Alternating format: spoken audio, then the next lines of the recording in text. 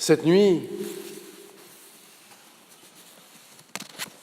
dans beaucoup d'églises,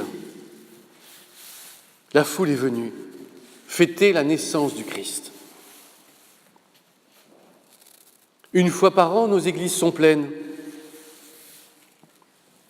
Et avec humour, j'avais l'habitude de dire « Mais si vous revenez tous les dimanches, je vous le promets, j'achèterai de nouvelles chaises afin que personne ne soit debout, au fond, et que chacun puisse prendre sa place. »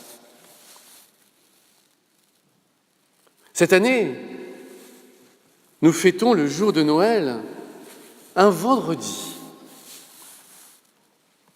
Et je n'ai pu m'empêcher de faire un lien entre la naissance du Christ et le vendredi où de nos très nombreux lieux tout au long de l'année, et pas seulement une fois par an, on a coutume de prier le chemin de croix.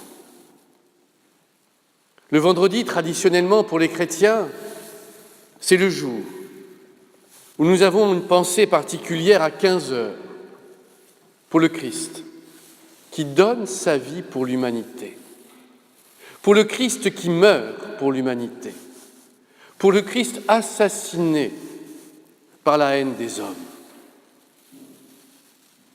Certains d'entre vous pensent en ce moment « Mais mon Père, vous vous trompez, parlez-nous de Noël, non pas du Vendredi Saint, nous ne sommes pas pendant le Triduum pascal. » Mais si, pourtant. Sur la crèche aujourd'hui plane déjà, comme au-dessus de Mini-Auxence, l'ombre de la croix. Il y a un lien direct entre ce Dieu qui se fait homme et ce Dieu qui donne sa vie pour les hommes. Les églises étaient pleines, mais dès dimanche prochain, nombre de personnes que nous avons croisées hier soir ne viendront pas, ne viendront plus. Que penser? Comment interpréter ce succès, entre guillemets, de la messe de minuit, moment familial, moment ecclésial, et ensuite la désaffection? Doit-on seulement dire que le monde est méchant, que le monde est laïcisé, ou bien nous interroger sur ce que nous, chrétiens, nous vivons, sur ce que nous transmettons? Parce que si les gens sont là le soir de Noël, c'est qu'ils ont soif. Ils ont soif de Dieu. Ils comprennent au moins une fois par an qu'il est important de venir prier dans une église à la source. Ils viennent se nourrir. La question qui se pose ensuite est de notre côté. Tout au long de l'année, savons-nous leur répondre? Visiblement non, puisqu'ils ne viennent plus. Cela ne veut pas dire qu'ils ne cherchent pas. Ils vont ailleurs. Et récemment, un ouvrage s'est paru sur les nouvelles attentes spirituelles. Et on voit bien nombre de personnes, des chercheurs de Dieu, qui ne viennent plus dans nos assemblées recherchées. Poitiers est un bon exemple. Poitiers, la ville aux 100 clochers, qui en compte combien aujourd'hui? Je ne compte pas ceux qui sont transformés en hôtel ou en loft, ou en restaurant. Poitiers, la ville du Sacré-Cœur. Alors qu'à la messe, en juin dernier, autour de notre archevêque, il y avait une centaine de personnes pour honorer le Sacré-Cœur.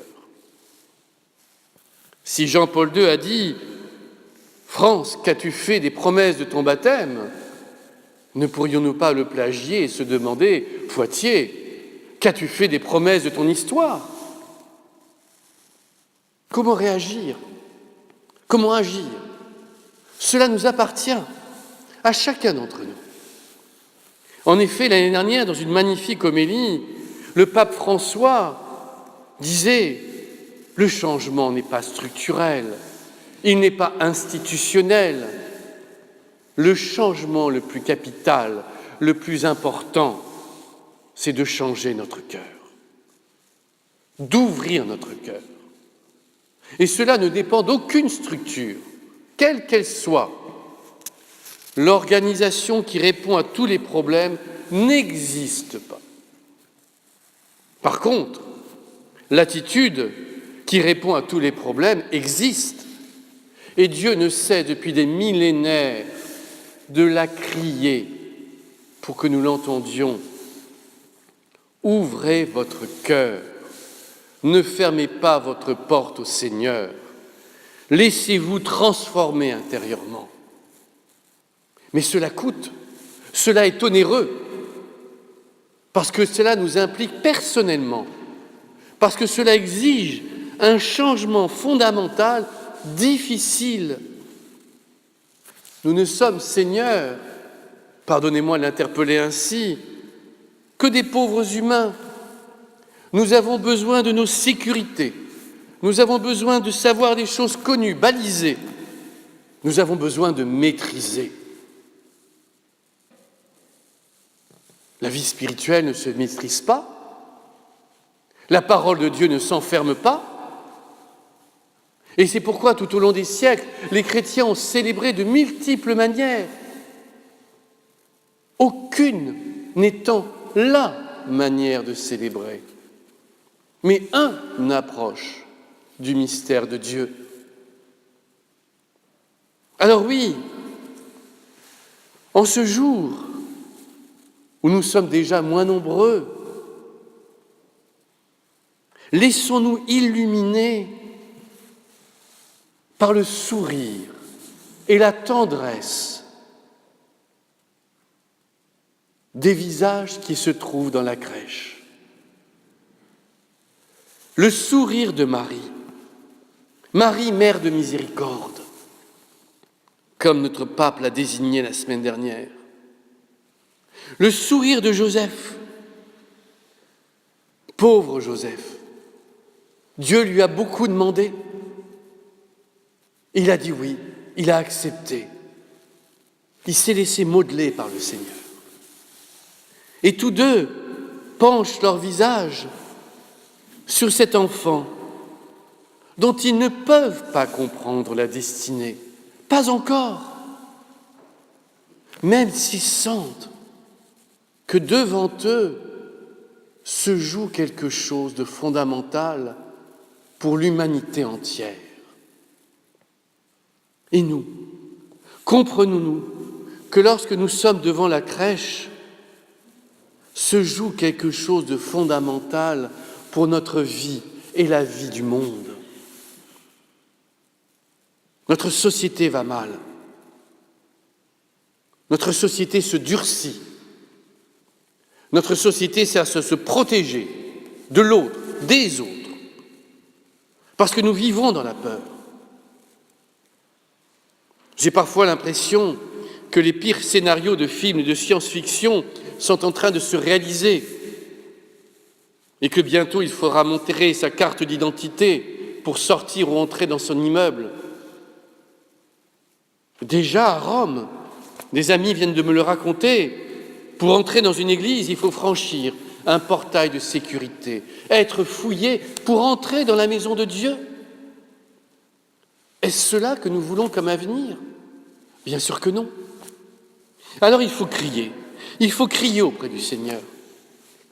Seigneur, ouvre les yeux des hommes, ouvre nos yeux. Tu es amour. Et nous avons, nous, chacun d'entre nous, là où nous sommes, à être les témoins de son amour, à mettre de côté nos différences, qui sont des richesses. Mais là aussi, nous sommes des pauvres humains. Ce qui est différent nous fait peur. Alors oui, retrouvons cet esprit des prophètes, retrouvons cet esprit de Jean-Baptiste qui ne cesse d'interpeller Dieu. Nous arrive-t-il, vous arrive-t-il, dans un endroit discret, bien entendu, la place d'Armes, face à la mairie, de lever main vers Dieu en criant « Seigneur, écoute ma prière, écoute mes appels, aide-moi à me transformer, transforme le monde ». Est-ce que vous interpellez Dieu ? Ou est-ce que nous faisons nos petites prières dans le secret en marmonnant ? Oui, il nous faut retrouver ce sens de l'interpellation du Seigneur, parce qu'il n'est pas sourd, Il attend simplement que nous puissions crier vers lui. Alors que cette année de la miséricorde soit pour chacun d'entre nous la redécouverte du cri. Non pas comme certaines thérapies qui préconisent le cri primal, mais le cri d'amour. Mon Dieu, je t'aime, écoute ma prière, transforme mon cœur pour que je témoigne de ton amour. Alors, soyons-en certains, Dieu ne nous laissera pas tomber, parce que nous savons, Dieu a déjà gagné. Le mal, certes, se déchaîne à l'extérieur et dans nos cœurs, mais il a perdu, il ne peut que perdre. Le bien ne peut que triompher. C'est ce que nous célébrons aujourd'hui, c'est ce que nous avons célébré hier. Mais en sommes-nous convaincus? En sommes-nous brûlés? Pour terminer, je citerai simplement les mystiques anglais. Ces mystiques que l'on connaît si peu et qui nous invitent à un double passage. Quittons la lumière du connu, la lumière de nos habitudes. Plongeons dans l'inconnu de Dieu pour arriver à la lumière divine. Chez eux, la conversion n'est pas le passage des ténèbres à la lumière, il est le passage de la lumière de nos habitudes à l'inconnu de Dieu pour arriver réellement dans sa lumière. Alors réellement, chacun d'entre nous deviendra lumière de Dieu. Nous aurons sur nos lèvres le sourire de Marie et de Joseph. Et ce sourire sera le témoignage le plus beau et le plus sincère que Dieu nous aime et qu'il veut notre